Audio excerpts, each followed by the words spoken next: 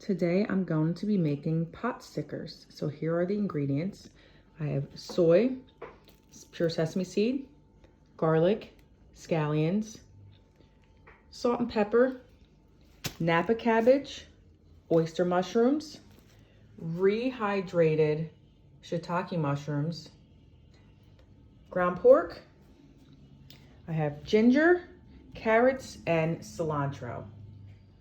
So what I'm going to be doing today is prepping for the gyoza. So you take the vegetables and the herbs and the spices that you have and you cook it all together, and then once it cools off, you mix it in with the raw pork. Okay, now that all my prep is done, I'm going to saute all these ingredients into a pan with some sesame oil. I also seen that I had some kimchi that was in my fridge. So I also chopped some of that up to put it in as a filler as well for the pork gyoza. In the hot pan, I'm going to add pure sesame oil. Just watch out because it does have a high smoke content, so it'll smoke your house out. On a medium-high heat, the first thing you're gonna do is add in the garlic.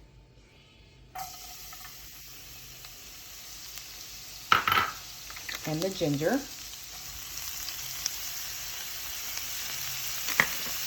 Stir that around a little bit.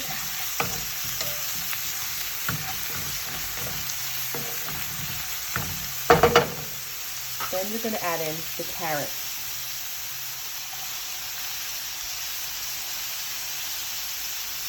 Stir that up. Turning it down to a medium-low. And let it cook down a little bit. Now that this has cooked down for a couple minutes, I'm going to add in the mushrooms.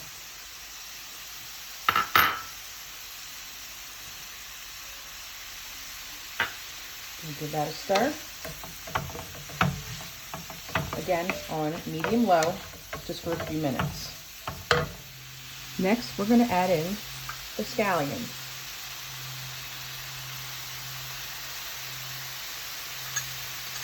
Stir that around as well. So all those flavors are starting to come together. The moisture out of the mushrooms are out, so it doesn't make a wet filling. Next, we're going to add in the Napa cabbage until that wilts down.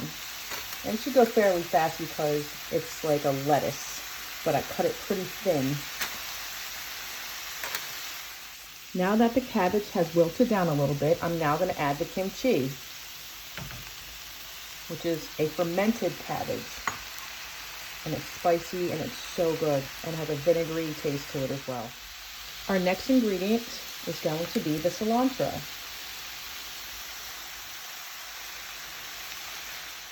So now that all the vegetables have been cooked together, now I'm going to add in the soy sauce. Just a couple dashes.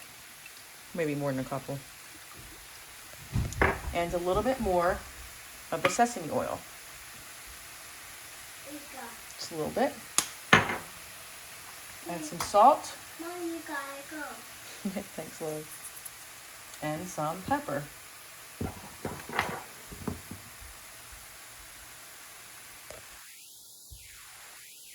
Stir that up. Let it cook down a little bit more and then give it a try. Now that the vegetables and the herbs are cooked, just going to put them on a sheet pan or whatever you have and just spread it out evenly and put it in the fridge until it is cool before you add it to the pork. The best part about this is that I have all of this left over and I can add them into a spring roll if I wanted to make a spring roll, or I can make a stir fry. So that's what I'm probably going to do. So now we're going to add the filling, the vegetable filling, to the pork into the bowl. And you're going to mix it until it's all incorporated. Now that it has been all incorporated, I'm going to add a little bit more of the soy sauce. Just a little bit, because remember, it is also in the vegetables. A little bit more of the sesame, some pepper, and some salt. So what we're going to do is we're going to mix it up, and then I'm going to actually put it in the pan and fry it just to see how it tastes if I need to add any more ingredients. Here's a little taste tester I'm going to put into the pan. Cooking on both sides so it's evenly cooked and cooked inside as well.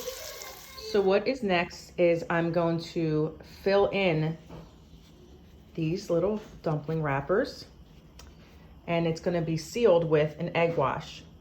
So the pork, a little bit is going to go in to the filling here to fill this up, and then you seal it, and then I'll show you how to crimp it together for it to stay together. So what I'm going to do now is add a little bit of the pork mixture in the middle or in the center of the wonton wrapper. Just about a pinch, because you have to still seal it. Then you take the egg wash, go around the whole thing, pick it up, and fold it in half. So make sure it gets all in there. Make sure there's enough room on the top and the bottom that you can pinch it together so it looks like a crescent. When you get to this point, then you're going to just fold. So just like a fold like this, just fold it over. And then when you're done doing that, it should look like, well, not that side, but it should look like this. And then you just sit it on a sheet tray until you're done. So I'm going to cook the gyoza 2 ways. The first one, I'm going to pan sear it. And the second one, I'm actually going to shallow fry it. And we'll see how they both turn out. You take this side, the bottom side, you put it directly down into the pan. You cook it for about 3 or 4 minutes until the bottom of it gets brown.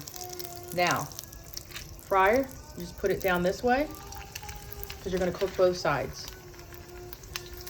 All right, we'll see how it turns out. Steamed and pan-seared versus shallow fry. Once the bottom of them get this nice golden color, you're going to add some water. Step back. Put a lid on, cover on medium-low, and cook for about 3 or 4 minutes, maybe 5. These are working beautifully. Okay, now that they are done, I made a soy sauce and sesame seed mixture, and I put a little bit of everything but the bagel seasoning from Trader Joe's. All right, so these are fried, and these are pan-seared, pot sticker, hence why they call them pot stickers, because they stick to the pan. All right, I'm gonna have my daughter taste them. So this is what it looks like in the inside. Look, oh, nice. We got these. Same thing with these, nice and filled. Mommy, right here. Pot stickers are my daughter's favorite. Is it good? Awesome.